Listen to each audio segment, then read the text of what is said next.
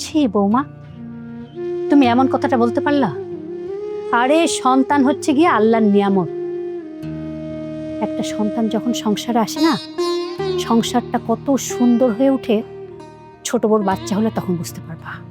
আমার নাতিনেরও বাঁচাইবো। আমি গ্রাম থেকে পাতা লতা ওষুধই না আমার নাতিন খাওয়ামু, যত কবিরাজি করণ লাগে করমু।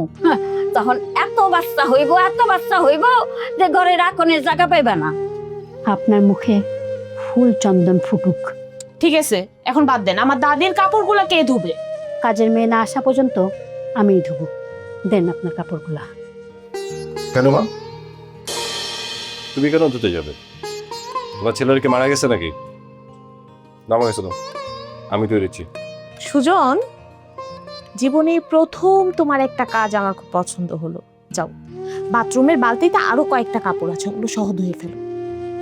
আচ্ছা, তোমার কাপড় চোপড় লাগলো দাও, ওটা আমি ধুয়ে দেবো না।